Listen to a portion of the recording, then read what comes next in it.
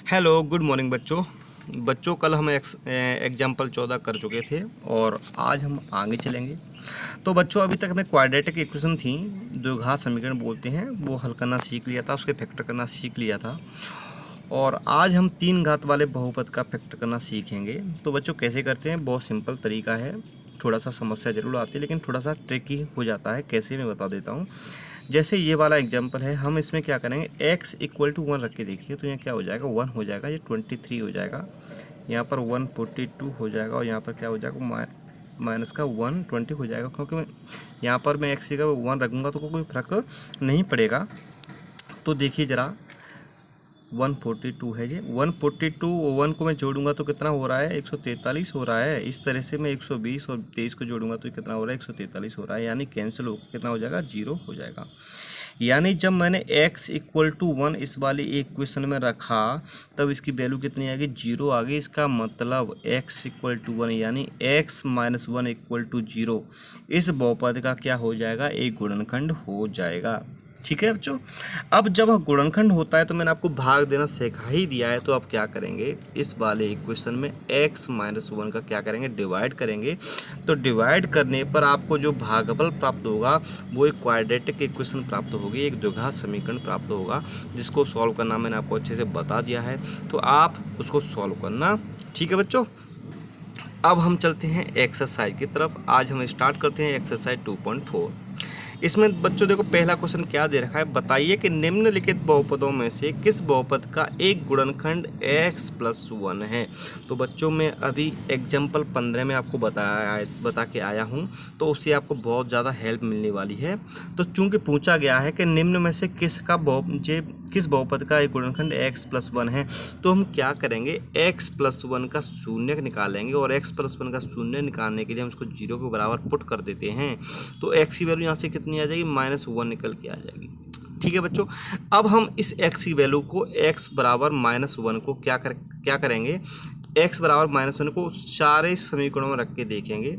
जिस समीकरण में रखने पर इसकी वैल्यू 0 हो जाए तो वो इसका गुणनखंड हो जाएगा, और जिसमें रखने पर 0 नहीं हो वो उसका गुणनखंड नहीं होगा। तो हम पहला क्वेश्चन देख लेते हैं। ठीक है। तो देखो यहाँ पर जब मैं -1 रखूँगा तो क्या हो जाएगा, -1 की पावर 3 प्लस -1 की पावर 2 प्लस -1 प्लस 1।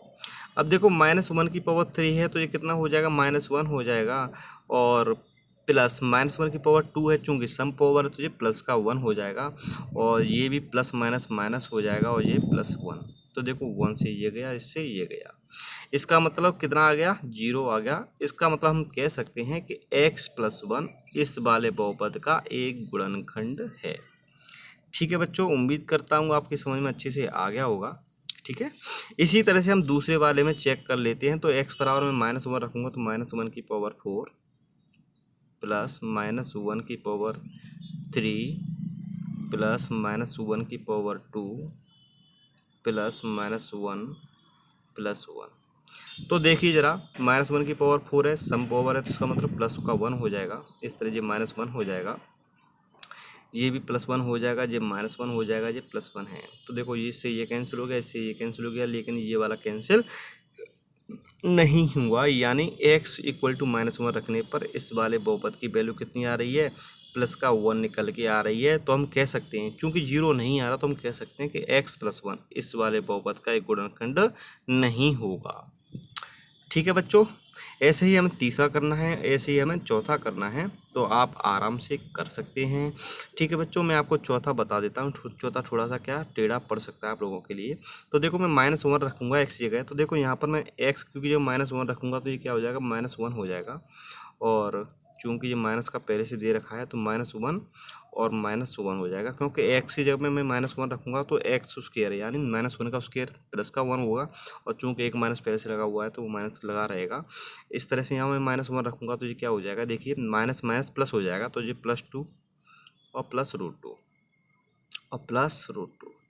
तो आप देखिए 2 से तो ये 2 कैंसिल हो गया, ठीक है। लेकिन यहाँ क्या बचा, 2√2 बचा। कितना बचा, 2√2 आया।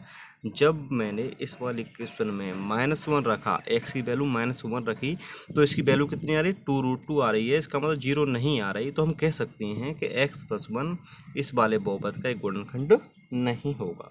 ठीक है बच्चों, अब हम आगे चलते हैं एग्जाम्पल 2 की तरफ। गुणनखंड प्रमेय लागू करके बताइए कि निम्नलिखित स्थितियों में से प्रत्येक स्थिति में gx px का एक गुणनखंड है या नहीं। तो बच्चों सेम प्रोसेस है जो हम एग्जाम्पल नंबर, जो क्वेश्चन नंबर 1 में करके आए हैं, वही सेम प्रोसेस। हम क्या करेंगे, इसके हम शून्य निकालेंगे। तो इसका शून्य कितना आ जाएगा, x = -1 आ जाएगा। और जब मैं -1 को इस वाले बहुपद में रखता हूँ, तो यदि इसकी वैल्यू 0 आ जाए तो इसका क्या हो जाएगा, गुणनखंड हो जाएगा। यदि इसकी वैल्यू 0 नहीं आए तो ये इसका गुणनखंड नहीं होगा। तो हम चेक कर लेते हैं बच्चों। देखो यहाँ पर 2 है, -1⁻³ यानी -2 हो जाएगा। ठीक है। और यहाँ पे इस तरह से +1 हो जाएगा, क्योंकि x² है, -1 का स्क्वायर हो जाएगा। तो -1 का स्क्वायर कितना होता है, -1 का स्क्वायर माइनस प्लस हो जाए तो +1 हो जाएगा। इस तरह से ये प्लस का 2 हो जाएगा और ये -1 हो जाएगा। तो चेक कर लेते हैं। देखो ये 2 कट गया, ये कट गया, यानी कितना आ रहा है, 0 आ रहा है। इसका मतलब हम कह सकते हैं कि ये वाला जो बहुपद है gx px का एक गुणनखंड है। ठीक है बच्चों, इस तरह से हम आगे भी चेक कर सकते हैं। ठीक है, आप ये वाला भी चेक कर सकते हैं और इस तरह से आप ये वाला भी चेक कर सकते हैं। तो आप अच्छे से करना बच्चों। अब चलेंगे हम क्वेश्चन नंबर 3 की तरफ। बहुत इंपॉर्टेंट क्वेश्चन है ये एग्जाम की दृष्टि से, आप इसको अच्छे से देखना। इसमें बोला गया है कि k का मान ज्ञात कीजिए जबकि निम्नलिखित स्थितियों में से प्रत्येक स्थिति में x - 1 px का एक गुणनखंड हो।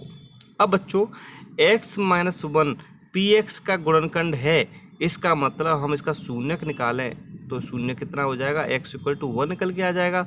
अगर मैं इसको इसमें पुट करूँगा तो 0 आ जाएगा। ठीक है, इसका मतलब ये होता है। तो मैं देखो जब x - 1 का शून्य निकाला तो मैं क्या किया, x - 1 को 0 के बराबर रखा।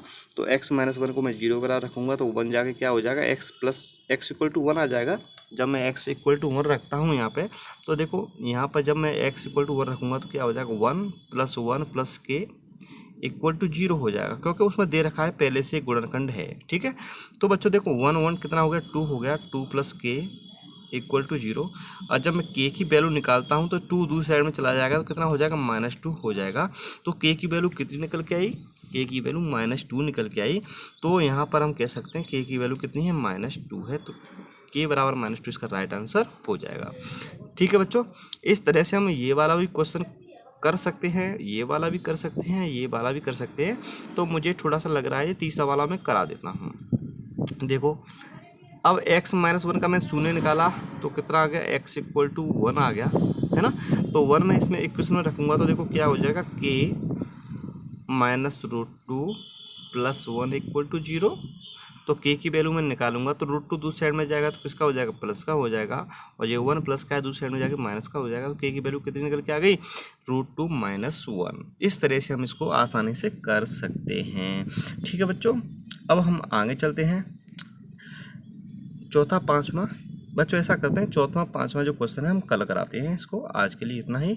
ठीक है बच्चों, वीडियो को लाइक करें, वीडियो को शेयर करें। और बच्चों यदि आपने चैनल सब्सक्राइब नहीं किया है तो चैनल को सब्सक्राइब कर लें, जिससे आगे आने वाली हर वीडियो का नोटिफिकेशन आपको मिल जाया करे। ठीक है बच्चों, कल मिलते हैं, बाय बाय।